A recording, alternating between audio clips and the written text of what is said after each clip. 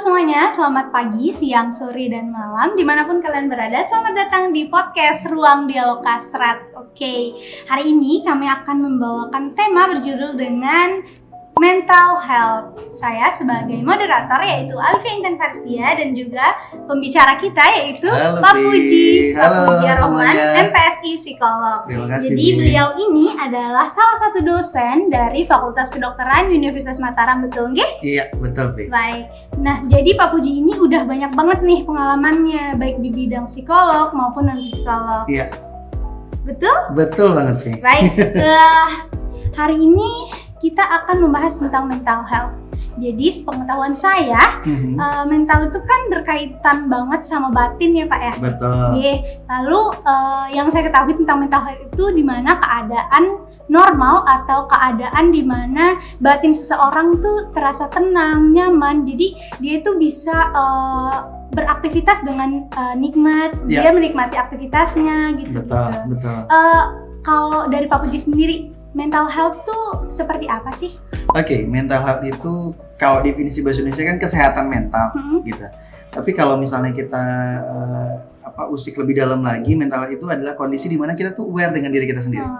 Jadi kalau misalnya kita lagi punya emosi sedih, kita sadar bahwa kita sedih. Kalau kita marah, kita sadar kalau kita marah. Kalau kita kecewa, sadar kalau kita kecewa. Sehingga di titik kita sadar itu akhirnya nggak jadi ngelakuin hal-hal bodoh. Hal-hal yang dalam tanda kutip akhirnya jadi penyesalan di belakangan gitu. Jadi kondisi-kondisi itu adalah kondisi yang kita sebut dengan istilah mental health. Oke, baik. Saya penasaran dengan kondisi bagaimana cara kita untuk mengetahui kita sedih, kita senang, kita marah. Kita tuh harus bagaimana sih Pak untuk mengetahui bahwa kondisi kita itu sedang marah? Bagaimana cara kita mengidentifikasi emosi kita tersebut? Mungkin bisa dijelaskan? Oke, jadi biasanya kalau teman-teman marah nih di rumah, kalau marah kan biasanya kita nggak kemudian diem dan sadar kalau kita marah. Jadi kalau bahasa kerennya itu adalah mengambil jarak dengan diri sendiri. Gitu. Jadi pada saat kita lagi on nih emosi kita, apapun itu emosi negatifnya, kita kemudian perlu berdiam diri, kemudian mengamati diri kita sendiri. Oke, aku lagi marah nih, aku lagi jengkel nih gitu. Sehingga kita kemudian tidak melakukan tindakan-tindakan yang kemudian kita sesali. Ambil contoh misalnya, pas kita lagi emosi marah, kemudian kita ngelabrak orang, kita nampar orang. Yang terjadi kemudian akhirnya ujung-ujungnya kita berusaha sama polisi atau berusaha dengan keluarga orang itu gitu. Atau misalnya kita lagi jengkel sama orang, kemudian akhirnya kita nonjok tembok. Nah, akhirnya kan luka sendiri gitu. Jadi kita membiarkan diri kita untuk terbiasa mengamati apa sih yang sebenarnya kita rasain gitu. Jadi kita perlu jeda waktu diam untuk kemudian kita melihat bahwa oke, aku lagi di titik emosi ini gitu. Oke, baik. Wow, penjelasannya sangat mudah dipahami ya. Aku mau nanya lagi deh. Kalau misalnya nih kita nih lagi jengkel, kita nih lagi marah. Kita tuh harus ngerilisnya itu seperti apa? Mungkin bisa dijelaskan? Good. Ya. Jadi pertama yang ingin aku bilang ke kita semuanya bahwa yang namanya marah, jengkel, benci, macam-macam emosi negatif adalah sesuatu yang normal, sesuatu yang wajar. Di kedokteran kita belajar sendiri juga bahwa ternyata ada kaitannya sama hormonal dalam tanda kutip gitu. Dan kita bilang itu adalah sesuatu yang manusiawi, itu sesuatu yang boleh-boleh aja kita alami. Yang nggak boleh adalah menyimpan emosi itu dalam jangka waktu yang panjang. Gitu. Yang kemudian akhirnya berakibat pada berbagai macam hal termasuk kesalahan dalam cara berpikir. Nah, kondisi-kondisi itu yang kemudian akhirnya biasanya kalau kita udah salah dalam membuat kesimpulan nih dalam cara kita berpikir, yang terjadi adalah akhirnya tindakan-tindakan yang kemudian kita sesali. Itu biasanya. Atau tindakan-tindakan yang justru merusak diri kita sendiri. Ya, kita paham sekarang banyak fenomena-fenomena misalnya remaja-remaja putri mungkin melukai diri sendiri. Gitu, atau mereka mengurung diri, nggak mau makan dan sebagainya. Itu kan kalau dalam istilah kita di jiwa kan handaya, ketidakmampuan, ketidakberdayaan.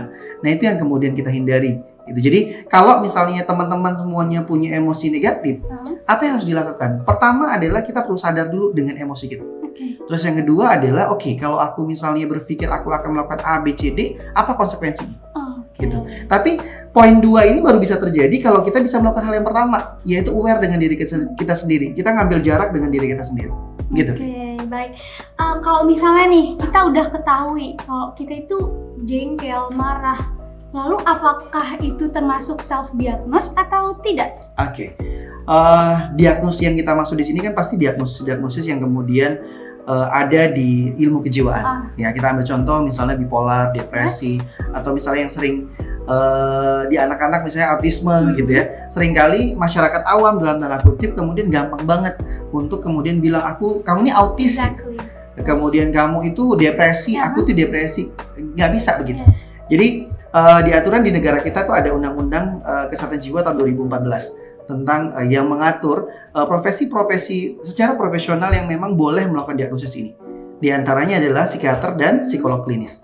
Jadi buat teman-teman di rumah jangan asal dalam tanda kutip bilang bahwa oke, aku di depresi, aku itu gangguan jiwa dalam tanda kutip. Nggak bisa begitu. Jadi ada aturan main untuk menyatakan bahwa kita memang mengalami kondisi-kondisi. Oke, jadi nih selanjutnya nih pertanyaan selanjutnya tentang self diagnose. Apa sih faktor orang tuh bisa self diagnose sama dirinya sendiri?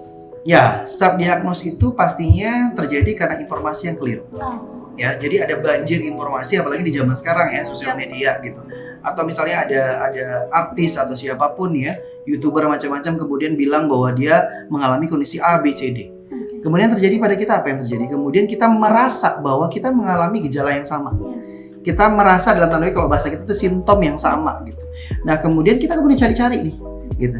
Cari-cari, kok iya ya, jangan-jangan aku seperti itu gitu. Padahal sebenarnya kalau kita di Indonesia khususnya, kalau dalam mendiagnosis gangguan jiwa ada banyak banget hal-hal yang kemudian harus masuk gitu.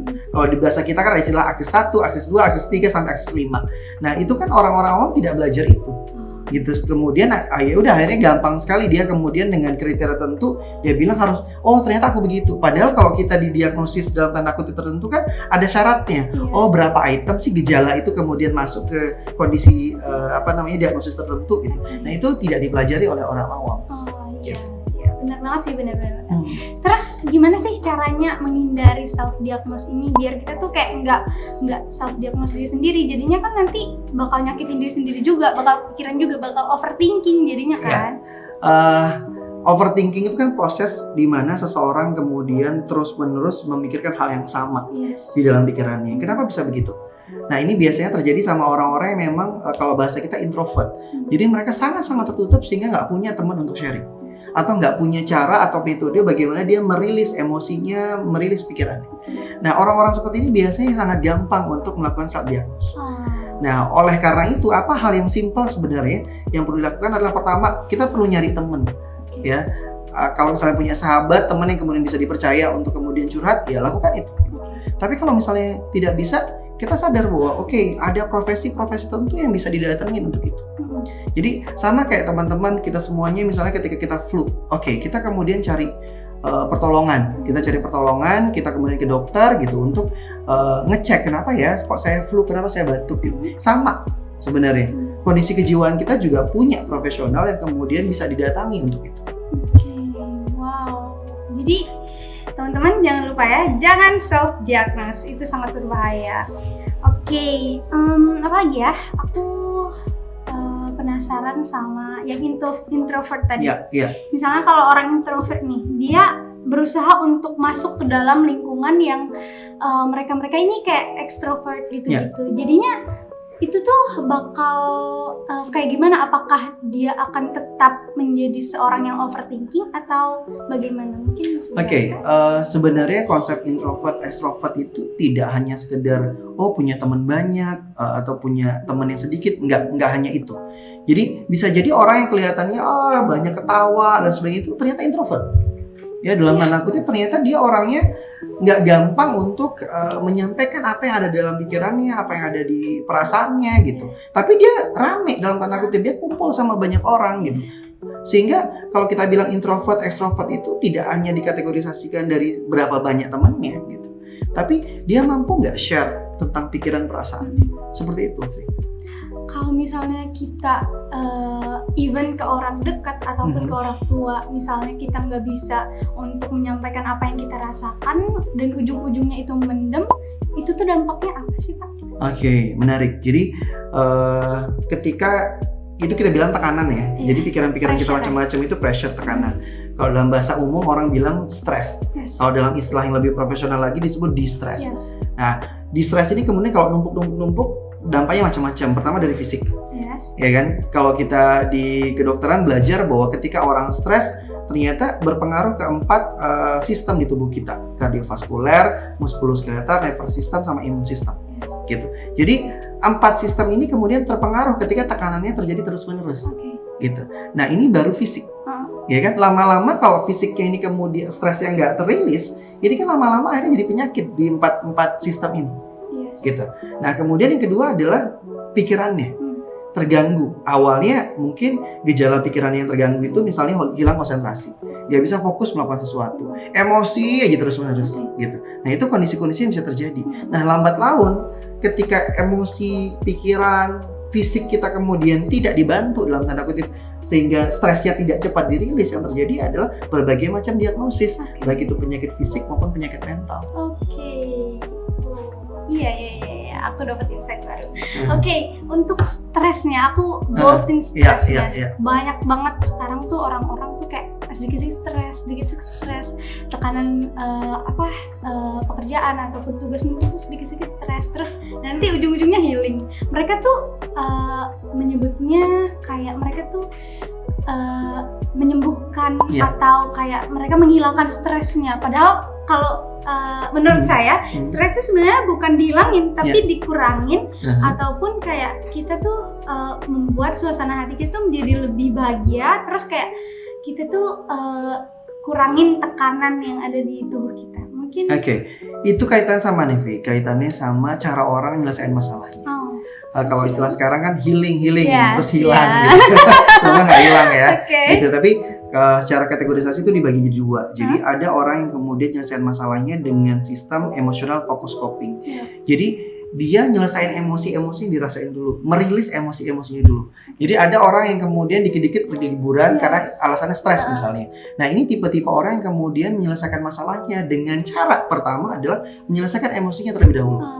Ada berbagai macam cara orang, ada makan untuk menyelesaikan stresnya, atau justru dia pergi belanja gitu, atau memanjakan diri ke tempat-tempat yang memang membuat dia bisa fun, yaitu kategorisasinya adalah emotional focus coping.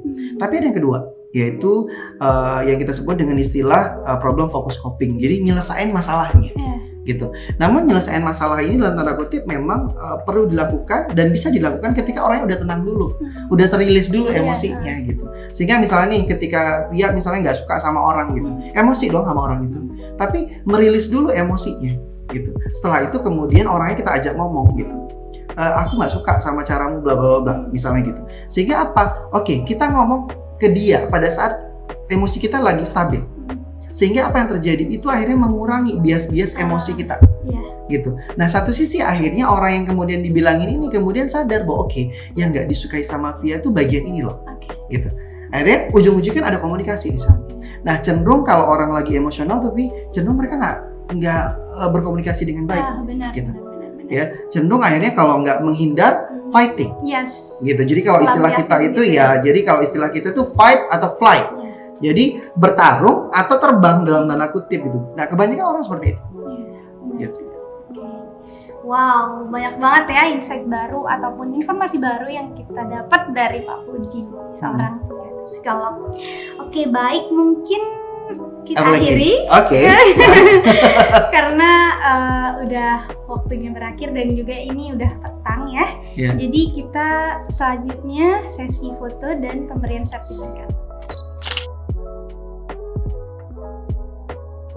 Baik nih, mungkin ada sampaikan informasi terakhir dari Pak Puji, mungkin bisa disampaikan? Terkait dengan tema kita pada sore hari ini tentang self diagnose buat teman-teman di rumah ya dimanapun berada.